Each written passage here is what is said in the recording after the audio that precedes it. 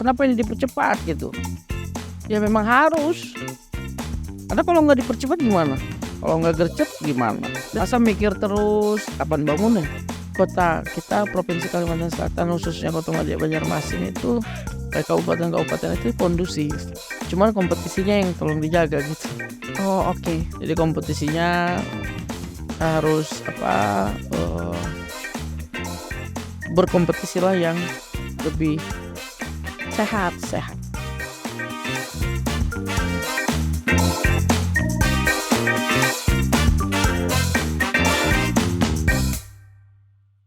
Halo kawan muda, kembali lagi di Rumah Indonesia Maju bersama saya Josephine Lorraine. Dan hari ini teman-teman kita sudah kedatangan satu tamu spesial pastinya. Karena beliau ini multi talent ya. Wah. Multi talent, amin. banyak hal yang dikerjakan, sepertinya sangat sibuk tapi juga sangat membawa pengaruh yang baik gitu ya untuk daerah sekitarnya. Di sini udah ada Mas Ahmad Firdaus bersama-sama dengan kita. Terima kasih. Halo Mas Firdaus. Ya, Gimana, apa kabar? Baik? alhamdulillah sejauh ini baik. Mudah-mudahan baik terus. Dengar-dengar nih Mas Firdaus lagi sibuk kayaknya ya. Lagi mengurus masalah-masalah daerah nih, TKD. Terus kayaknya ada agenda juga nih untuk mencalonkan diri sebagai seseorang di kota tersebut gitu. Mungkin boleh diceritain dikit nih. Kau tahu bocorannya ya? Oh iya, soalnya banyak intelnya nih. Iya, terima kasih. Salam juga bagi para pemirsa ya. Jadi memang saya Ahmad Firdaus asal Banjarmasin, Kalimantan Selatan.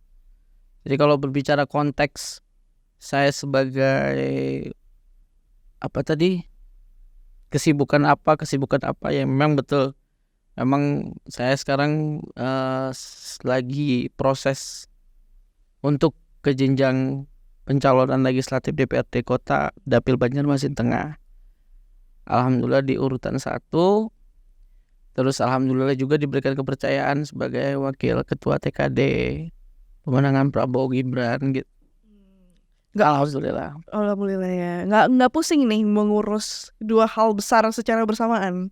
Insya Allah, bismillah, kalau diawali dengan hal yang baik, insya Allah akan membuahkan hasil yang baik. Harusnya bisa lah ya. Harus bisa. Harus bisa. Kan harus udah saatnya zaman milenial. Iya. Udah dari 3 tahun lalu sebelum pilkada serentak sebenarnya sudah harus mulai. Yes. Tetapi kenapa kita baru geberkan sekarang kan gitu? Iya. Nah, udah saatnya nih. Apalagi dengan Bang Gibran sebagai memberanikan diri sebagai cawapres, ya kenapa jadi kaum milenial jadi makin lemah? Betul. Nah, untuk itulah jadi sebagai cambuk menurut saya untuk kaum milenial harus lebih aktif, harus lebih berani, jangan semakin melihat orang yang lebih besar kita jadi takut gitu. Jadi jiper gitu ya. Jadi Iya, gitu. Oh gitu. gitu. Kan nggak semuanya itu bisa dibeli dengan sesuatu. Betul. Tapi mungkin Mas Firdaus, banyak mungkin orang-orang yang bertanya gitu ya. Kan ini dua hal yang sangat besar dan sangat krusial sebenarnya. Sampai di TKD jadi wakil ketua, tapi juga mencalonkan diri sebagai caleg gitu kan. Dan ini kan memang timeline kita dipersempit ya. Cepet sekali gitu timelinenya. Dan ini kan menyita banyak waktu, banyak tenaga, banyak effort gitu. Kira-kira dari Mas Firdaus sendiri, kenapa sih sampai akhirnya mau gitu loh untuk terjun ke sini, untuk punya, wah kayaknya saya harus ada di sini gitu. Kan nurani. Kalau milenial itu kan nuraninya membangun. Bukan dalam arti kata saya mencalon harus punya target, ada sesuatu yang harus saya dapatkan gitu. Tapi kan kalau kaum milenial apa? Dia pengennya, apalagi misalkan sedikit saya singgung ya, cawapres Mas Gibran. Dibilang milenial, tapi kalau dia mumpuni kenapa tidak? Iya. Kalau kenapa dia memiliki semangat? Berarti dia ingin berusaha untuk membangun kan? Yes. Sama juga dengan saya gitu, nggak ada bedanya. Semua juga punya hak untuk mencalon gitu. Oke, karena Kenapa jadi saya bahas lagi kalau misalkan seandainya kenapa ini dipercepat gitu? Ya memang harus. Karena kalau nggak dipercepat gimana? Kalau nggak gercep gimana? Masa mikir terus kapan bangunnya? betul. Tapi kita melihat nih, Mas Firdaus, banyak banget loh anak-anak zaman sekarang terkhusus gitu ya. Mungkin kalau millennials kita masih bisa ngomong ya oke lah.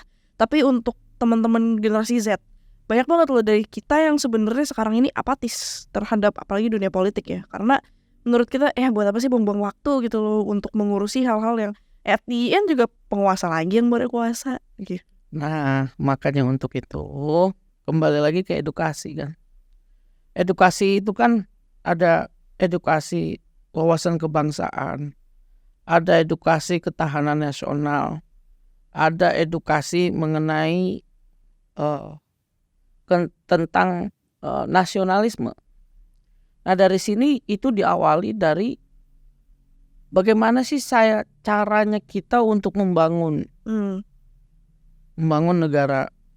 Ya dalam skop kecil deh, dari diri kita sendiri, dari kerabat, orang tua ke keluarga ke kerabat sampai ke keluarga yang lain.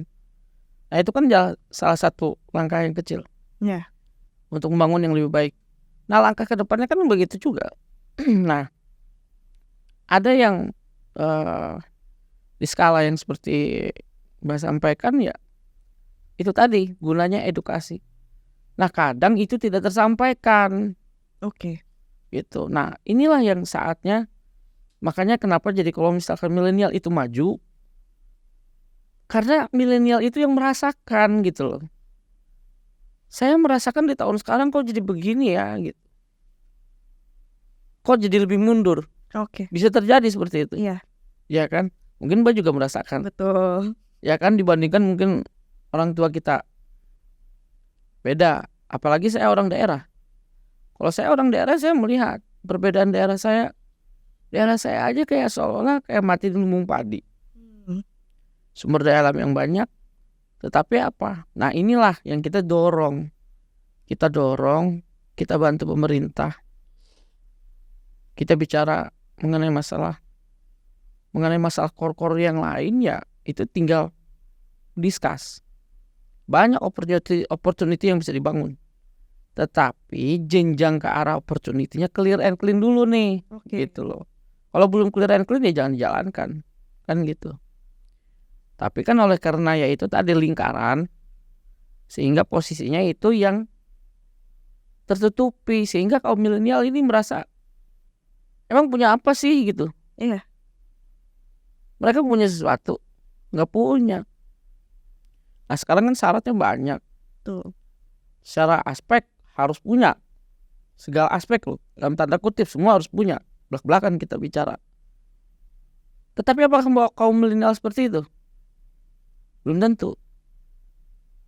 Digeber aja mau orang yang kuat, ketindas. Muncul nggak suaranya? Nggak muncul. Inilah saatnya untuk membangun gitu. Kalau mau Indonesia kita ini, kebangsaan kita ini, wawasan kebangsaan kita ini, dan ketahanan nasional kita, dan menanamkan edukasi kepada generasi yang berikutnya, itu yang harus disampaikan gitu, supaya jadi cambuk. Oke.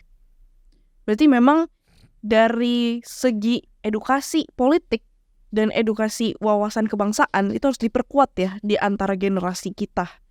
Karena banyak sekali gitu mungkin yang akhirnya nggak mengerti gitu tentang edukasi ini dan akhirnya asal nyablak aja, asal ngomong. Iya, makanya edukasi tadi kan yang kita paling utamakan kan adalah akhlak, hubungan kita sesama manusia kan gitu.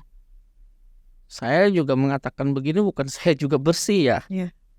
Maksudnya paling tidak kita memiliki tujuan, memiliki nawa itu yang diawali dengan hal yang baik. Jadi edukasinya tidak langsung mengarah ke arah politik. Oke. Berarti memang awalnya itu kita harus ngerti bener-bener ya dari niatnya. Dari niatnya. Insyaallah. Begitu kita udah dapet apa yang mau kita tuju, apa yang menjadi niat baik kita, di situ baru bisa kita jalankan amanahnya. Betul. Oke. Nah, mungkin dari pandangan Mas Daus sendiri nih melihat banyak kota gitu, atau mungkin bisa terfokus di kotanya Mas Daus gitu ya, Banjarmasin gitu. Ya. Melihat bahwa banyak hal urgent sebenarnya yang harus dibenahi gitu kan ya, dan harus diperjuangkan. Nah, kira-kira menurut Mas Daus sendiri apa sih yang sekarang ini menjadi hal yang paling urgent gitu loh, kan kayak hal ini harus beres. Alhamdulillah sih selama ya memang dari pimpinan-pimpinan terutama daripada pendahulu-pendahulunya sampai ke eranya Pak Jokowi ya, sampai ke era Pak Jokowi sampai sekarang 2024, 2020, 2024 lagi yang pilkada serentak ini kan yang paling terfokus adalah infrastruktur. Oke. Itu sih sudah menurut saya sudah sangat maksimal ya. Nah, terus mengenai masalah untuk di kota saya sendiri, sumber daya alamnya banyak. Di sana ada batu bara, ada minyak, gas bumi semua dan lain-lain. Kadang nggak nyampe untuk kita bisa menyampaikan ke pusat. Oke. Karena bentengnya terlalu kuat nih. Nah, bagaimana kita mengaspirasikan gitu? Nah, itu yang pertanyaan saya. Bagaimana kita mengaspirasikan yang tanpa birokrasinya terlalu sulit? Gitu loh. Kadang kan kita begini. Kita memiliki opportunity yang bagus. Misalkan, opportunity yang bagus. Bisa menjadikan pendapatan asli daerah yang tinggi. Tetapi kenapa jadi rebutan di pusat? Kan lucu. Iya. Nah, memang saya nggak mendalami terhadap undang-undangnya ya. Tetapi kalau berbalik terhadap hak daerah atas sumber daya alam yang ada di daerah dan demi kemaslahatan yang lebih banyak, lebih itu menurut saya patut untuk didukung. Terutama di beberapa kabupaten-kabupaten di Kalimantan Selatan. Makanya pimpinan-pimpinan daerah kita juga sekarang lagi ramai menggalakkan itu. Oke. Baik dari jajaran gubernur, wali kota, bupati gitu ya, sampai tingkat kelurahan dan kecamatan. Nah, cuma kadang ada suatu opportunity yang bisa seharusnya dibangun, kadang terkendala oleh karena birokrasi pusat. Nah, ini yang kaum milenial harus gebrak ini gitu. Karena kenapa? Karena kan milenial gercep nih. Iya. Ajuin kan gitu. Yang penting kan solid, kompak, itu lebih cocok. Oke. Berarti kan ini Mas Daus juga sebagai TKD Kodia Banjarmasin gitu ya untuk pemenangannya Prabowo dan Gibran. Iya, dari Partai Bulan Bintang. Dari Partai Bulan Bintang. Berarti memang ada melihat potensi bahwa Prabowo dan Gibran bisa membereskan masalah itu juga. Sangat bisa. Karena komunikasinya bisa dua arah. Satu, sosok seorang pemimpin yang dimana sudah memimpin partai dan sudah beberapa kali, logika ya. Yeah. Ini yang ketiga kali Pak Prabowo. Yeah. Untuk mencalon jadi capres. Kalau nggak ada niat, ngapain nyalonin? Kalau memang niat ingin membangun, beliau mau kalah mau menang, yang penting saya usaha. Siapa yang saya hire? Saya harus konsolidasi dengan siapa untuk bisa mencapai ke bawah. Makanya mungkin konsolidasinya dengan Mas Gibran. Ya cocok dong. Iya. Mas Gibran sebagai punya background, punya ya dalam tanda kutip ya, maksudnya tanpa melibatkan hal itu. Diskusi antara bapak dan anak tentang keluhan bapak pun bisa dengar kan gitu. Iya. Nah sekarang kan Nurani yang bicara, karena dia juga memimpin daerah dia selaku wali kota. Dia tahu kondisi daerah dia. Dia tahu kondisi kendalanya apa sih sebenarnya. Nah mungkin itu yang jadi cambuk dia untuk saya bisa kok untuk maju gitu loh. Mungkin kan, tidak menutup kemungkinan. Siapapun berhak untuk menjadi presiden selama dalam tanda kutip memenuhi syarat berdasarkan perundang-undangan dan dia mumpuni loh. Tapi bisa kok dilihat dari bahasa tubuh, dari tata cara bahasa, dari akhlak, dari boleh dibilang attitude dalam berdiskusi ya. Apalagi debat kemarin, saya rasa cukup sangat berwibawa. Akhlaknya dulu yang kita lihat gitu. Iya. Sehingga dari segi akhlak dia bisa mendengarkan orang lain dulu kan. Oke. Tapi mungkin banyak orang yang berpendapat akhirnya, wah kayaknya cawapres kita terlalu muda dan dinilai tidak siap. Karena dari segi program mungkin masih kalah sama yang lain. Mungkin banyak yang berpendapat gitu ya. Dari segi program, dari segi pengalaman. Karena banyak yang berpendapat kayaknya umurnya masih muda, pengalamannya sedikit. Kayaknya nggak siap untuk naik ada di posisi itu. Memang ini kan dalam tanda kutip kalau berbicara masalah mudanya. Iya. Tetapi kalau misalkan dia mumpuni terhadap keilmuan dia sebagai seorang pemimpin dan dia memiliki program, karena dia kan sudah memimpin, dia otomatis mempunyai strategi kan. Nah, dengan begini caranya saya untuk menjalankan gitu. Banyak orang berpikir masih muda belum cukup gitu. Ya untuk saat itulah makanya dia cocok untuk menjadi wakil gitu. Sehingga pada saat nanti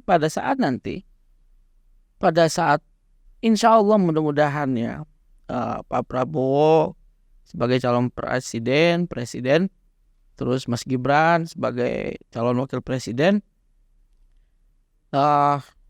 diridhoi oleh Allah Ta'ala. Mudah-mudahan saya rasa merupakan pasangan yang sangat ini sih, yang tidak dalam tanda kutip terkontaminasi lah. Oke. Pasti antara yang lebih tua dengan lebih muda Gesekannya ya. gesekannya lebih asik kan gitu. Nah gesekan lebih asik kan pendapatnya lebih banyak. Iya. Otomatis bukan mencari gesekan untuk slack, ya kan, tetapi untuk cari solusinya kan. Oke. Nah ini kan dua karakter yang cukup keras nih. Betul. Dilihat bukannya nurut ya, tapi dua karakter yang cukup keras. Memang ini sebuah kolaborasi yang unik ya. Unik. Karena memang dari segi pengalaman dan dari segi gagasan atau pandangan akan masa depan yang Mas Gibran punyai, itu memang sangat terkolaborasikan dengan sosok Bapak Prabowo yang memang sudah berkecimpung di dunia ini sekian lamanya. Betul. Dan kalau kita melihat tren ini gitu ya, kan ini untuk Indonesia Maju. Kita ngomongin Indonesia Maju gitu ya. Coba deh mungkin kalau biasa ini kita taruh di akhir, tapi Mas Daus boleh gak nih coba Indonesia Maju menurut Mas Daus deh? Indonesia Maju, sebenarnya Indonesia kita itu maju, cuman kita yang memundurkan, kan gitu. Pembangunan meningkat, Iya. cuman perhatian saja. Makanya yang dibutuhkan itu adalah perhatian kan. Contoh misalkan gak usah jauh deh, kayak di sini kita di ibu kota, di daerah kita nih. Kalau pemerintah daerah bisa menyisir kotanya saja deh, banyak yang masih belum layak huni. Oke. Apakah Pak Presiden bisa melihat ke situ? Apakah pemerintah daerah begitu pimpinan kita datang akan memperlihatkan yang bobrok? Pertanyaan saya di situ. Oke. Pasti memperlihatkannya ya, tenda yang sudah terpasang bagus, sambutan yang meriah, jalan yang bagus, jalan yang sudah diaspal. Kalau perlu 3 hari selesai ngaspal kan gitu. Iya. Sementara untuk mau dilewatin, selepas itu ya rusak kan gitu. Nah, mengenai masalah Indonesia Maju, kembali lagi ke masalah program. Makanya janji tersebut termasuk dalam program kan. Nah program inilah yang harus dilaksanakan. Nah kita juga sebagai TKD juga cukup kuat juga. Kenapa cukup kuat? Ya kita mendorong program itu harus jalan. Oke. Gitu loh. Contoh misalkan kita dari Partai Bulan Bintang gitu, pendeklarasian terhadap capres kita adalah Pak Prabowo gitu. Karena kita juga punya program, kita juga dorong. Programnya apa sih Pak? Kan begitu. Iya. Nah kita dorong di situ. Apa yang menguntungkan untuk daerah kita nih? Gitu loh. Oh kita dari sisi infrastruktur. Apalagi kan Kalimantan Selatan. Nantinya juga akan jadi gerbang pintu utama juga untuk menuju IKN. Kan gitu. Betul. Tidak menutup kemungkinan gitu untuk daerah kita lebih maju lagi gitu. Lebih maju lagi. Jadi kalau masalah Indonesia lebih maju sebenarnya bisa, sangat bisa. Oke, berarti Indonesia maju itu tercipta bukan hanya karena pemimpinnya, tapi juga karena masyarakatnya yang bersama-sama bersama pemimpinnya menjalankan itu begitu ya. Betul. Memang kan masyarakat ini kadang kan bisa ada yang tersentuh, ada yang tidak. Iya. Pro kontra kan selalu ada. Kadang masyarakat bisa berpendapat negatif, masyarakat kadang berpendapat positif. Itu semua tergantung. Oke. Dan itu lumrah lah. Kompetisi itu kan ada yang kompetisi yang keras, ada yang kompetisi lembut gitu kan ya. Itu bebas. Iya. Hak semua orang. Tetapi tidak bisa membohongi nurani gitu. Nggak bisa membohongi hati. Ini pimpinan yang pas nih. Iya. Ini pimpinan yang bisa nyentuh gitu. Oke. Menurut saya sih seperti itu ya. Oke. Nih mungkin masuk ke masalah yang terjadi gitu ya, yang aku nggak tahu sih, cuman saya taunya Banjarmasin itu terkenal dengan sumber daya alam yang begitu melimpah ruah, yang begitu besar. Bahkan Banjarmasin itu salah satu kota dengan mineral terbesar yang dimiliki sama Indonesia, betul ya? Boleh dikatakan seperti itu. Ya. Tapi kita juga aware, kita juga melihat bahwa dengan adanya sumber daya alam yang sebegitu besarnya, akan ada juga masalah lingkungan yang timbul. Betul. Nah, kira-kira nih dari Mas Daus sendiri gitu ya, melihat kan ada program-program yang memang sudah ada gitu ya dari Pak Prabowo dan Gibran gitu ya, untuk mengatasi masalah ini. Apakah itu benar-benar bisa efektif terlaksana? Konteksnya adalah begini. Kota Kalimantan Selatan, Provinsi Kalimantan Selatan, itu memiliki sumber daya minyak, batu bara, terus emas, besi, dan lain-lain hal. Belum lagi yang ya macam-macam lah sebenarnya opportunity yang bisa digali ya. Sekarang gini, apakah posisinya itu tepat kepada pelaksana? Apakah itu posisi tepat terhadap program dan kepada siapa yang akan ditunjuk? Oke. Sehingga secara transparansi terbuka bahwa ini adalah program pemerintah. Yang menjalankannya siapa? Gitu. Kadang yang di-hire ini bisa saja yang memiliki kuasa, yang terpenting arahnya saja sih kalau menurut saya. Apalagi pengusaha-pengusaha di Kota Banjarmasin kan cukup banyak, dan pengusaha sukses juga cukup besar, yang besar-besar cukup banyak. Tinggal dukungan para pengusaha kepada yang pengusaha lain untuk dikembangkan lebih maju lagi gitu. Berarti memang dari segi pemerintah dan dari segi swasta itu harus bekerja sama gitu ya untuk mengatasi masalah ini. Jadi bukan saja mengolah mineral yang ada di sana, tapi juga menjaga lingkungan sekitarnya. Betul. Oke, paham. Nah kalau menurut Mas Daus nih, AMDAL di sana tuh gimana sih menurut Mas Daus sekarang ini ya, kondisi terkini? Kalau kondisi terkini memang sebagian yang ada khawatir sih ya. Cukup mengkhawatirkan karena kan memang sampai terganggu maksudnya kadang adalah segelintir daripada pengusaha, terutama kalau saya sendiri kan juga di sektor bidang usaha pertambangan juga. Jadi saya melihat memang ada beberapa yang memang kewajiban-kewajiban terhadap negara yang belum terselesaikan. Nah inilah yang coba bukannya untuk ditindak tetapi dibina. Oke. Jadi kadang kan pemerintah juga kadang nggak bisa juga kita nyalahkan pemerintah, nggak bisa kita nyalahkan pengusahanya. Karena kenapa? Pengusaha itu juga posisinya berhitung Iya. dari kos gitu. Pemerintah juga hanya tahu, dia juga kadang, oh Anda punya profit di segini gitu loh. Kadang juga bisa begitu, tapi tanpa melihat sebab akibat background di sebelumnya. Nah sekarang itu harus dirundingkan. Oke. Jadi maksudnya dikasih kompensasi atau keringanan seperti apa, term seperti apa, kewajiban terhadap kewajibannya ya. Jadi bukan hanya untuk dipaksakan, kalau misalkan begini harus begini, ini harus begini, nggak juga seperti itu. Oke. Gitu. Berarti jangan sampai kita terus-terusan memanfaatkan itu, kita geruk terus, tapi kita juga harus ngejaga gitu ya. Ya itu dari sisi pengusahanya ya. Jadi misalkan proses penambangan kan harus ada jaminan reklamasinya, jamrek di depannya. Nah itu suatu program pemerintah yang bagus. Tapi kan kadang pengusaha yang kecil belum mumpuni untuk ke situ. Oke. Nah sementara kan regulasi itu kan jalan terus tuh, harus memiliki ini. Pelan-pelan pemerintah itu menjalankan itu cukup sangat baik, sehingga memang akan lebih Akomodir. Bukan terakomodir, tetapi Tertata. dan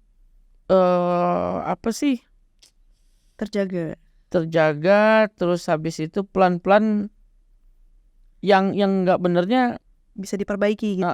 bisa diperbaiki gitu. Jadi menurut saya yang harus punya syarat ini nanti harus naik jadi punya syarat ini harus punya syarat ini lagi gitu loh. Oke. Jadi pemerintah memiliki jenjang itu. Cuman masukan dari saya ya, bagi yang pengusaha yang masih skala menengah ke bawah mau ke menengah, ya itu pembinaannya lebih Kenceng lagi gitu. dijaga lagi, dibantu lagi lah untuk dibina ya. Iya. Berarti kalau dalam jangka waktu dekat ini nih, kira-kira PR apa sih yang harus dikerjakan gitu untuk Banjarmasin supaya lebih maju gitu, supaya lebih terjaga, lebih kondusif lah ya? Kalau berbicara mengenai masalah kondusif, sebenarnya kota kita, Provinsi Kalimantan Selatan, khususnya Kota Madia Banjarmasin itu, kabupaten-kabupaten itu kondusif. Cuman kompetisinya yang tolong dijaga gitu. Oh oke. Jadi kompetisinya harus berkompetisi lah yang lebih Sehat. gitu. Ini menarik sih, karena memang kita kalau di perkotaan ya kita kan nggak melihat gitu loh apa yang terjadi di daerah-daerah khususnya kayak Kalimantan. Bahkan kalau dulu ada sih beberapa temen nih, kalau dibilang Kalimantan, ngapain Kalimantan, orang isi cuma hutan gitu kan. Banyak kan orang-orang kota yang berpendapat seperti itu gitu. Padahal kalau kita lihat lebih jauh, ya itu kota Kalimantan itu memegang sebuah emas yang begitu besar buat Indonesia sebenarnya. Ya, untuk ini ya, maksudnya sumber daya alam untuk mendukung baik pendapatan negara gitu ya. Iya.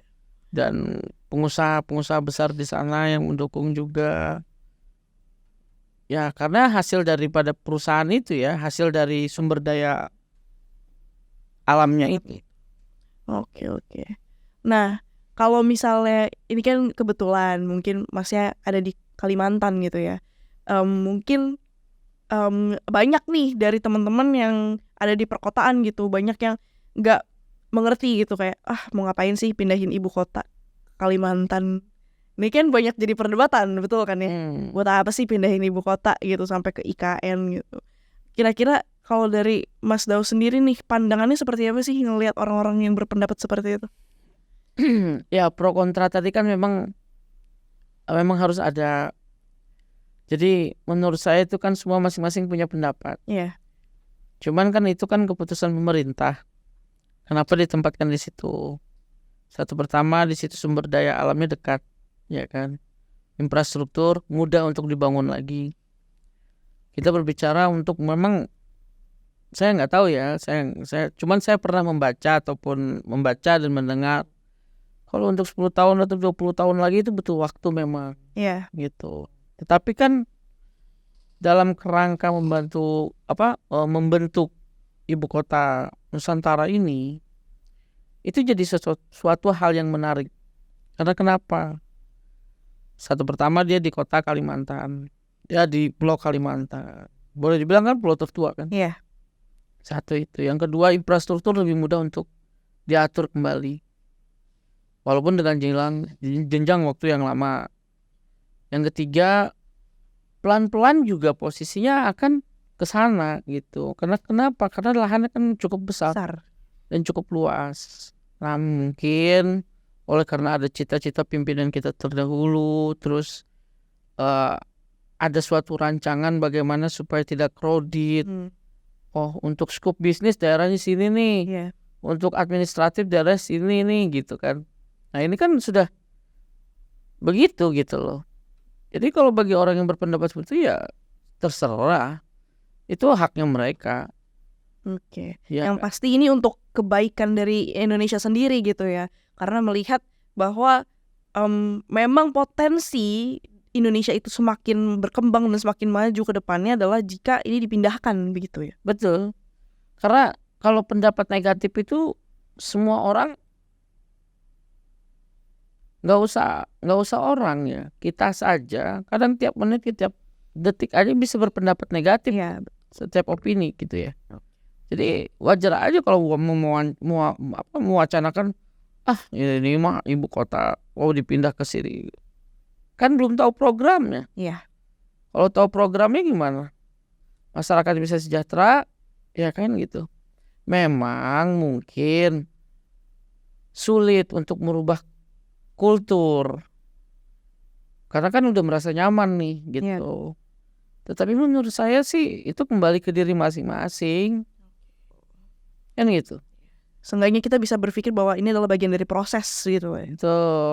Tapi ujung-ujungnya juga akan menikmati juga kan. Pasti, itu pasti sih. Gitu. Karena sekarang belum kelihatan aja hasilnya. Jadi orang-orang pasti banyak kayak begini begitu. Betul. Tapi nanti begitu manfaatnya dirasakan, begitu kita udah menginjakan kaki lah ya dalam kata kasarnya gitu, istilah kasarnya, kita udah menikmati itu baru kita oh iya ternyata bener nih keputusannya seperti ini. Iya, betul.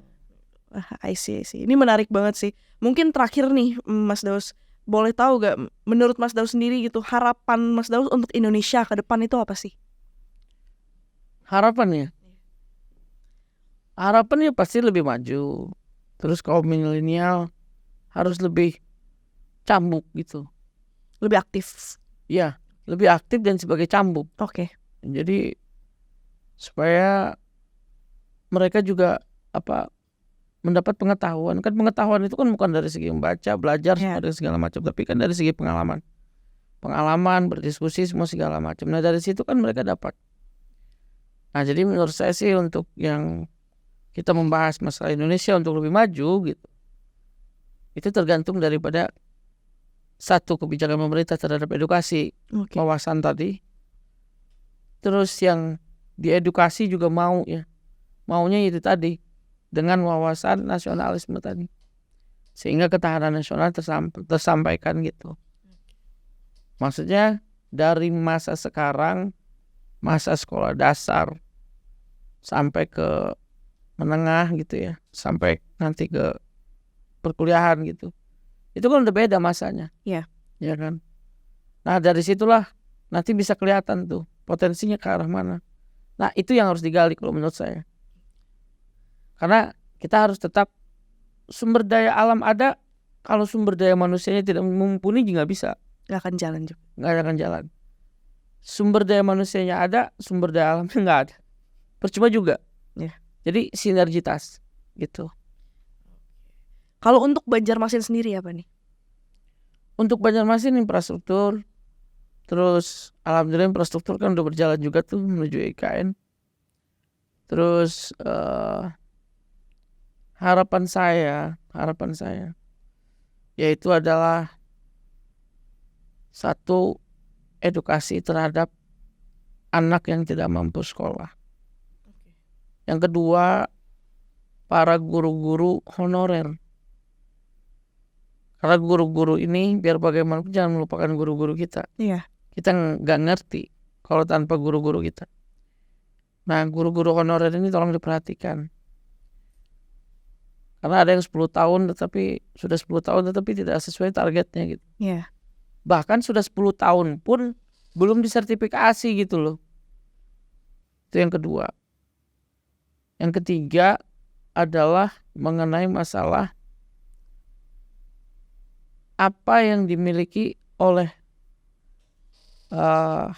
hak daripada saya sebagai orang daerah yang memiliki sumber daya alam. Ini bisa dijadikan apa? Nah ini kemana? Ngadunya kemana nih? Gitu. Harus ada suatu tempat untuk kita mengadu gitu. Iya. Oke. Tanpa harus melewati jenjang. Tiba-tiba nggak Birokrasinya terlalu lama ya. birokrasi terlalu lama nggak direken lagi. Udah kita jalanin, udah jauh, mau ke finish nggak direken. Percuma kan? Nah itu aja sih. Luar biasa. Semoga ini bisa berjalan ya sesuai dengan apa yang dibutuhkan gitu di negara dan di Indonesia sendiri gitu. Insya Allah. Sukses terus Mas Firdaus. Semoga sukses di pemilihan ya. Dan kita berharap yang terbaik lah ya pokoknya buat Indonesia. Amin, bismillah. Bismillah, amin gitu. Terima kasih sudah mampir di Rumah Indonesia Maju. Siap. Udah sharing ilmu bareng sama kita juga. Alhamdulillah. Salam buat rekan-rekan semua. Oke. Siap gitu. Thank you buat teman-teman semua yang udah nonton. Jangan lupa di like, comment, dan subscribe. Sampai ketemu lagi. Salam Indonesia Maju.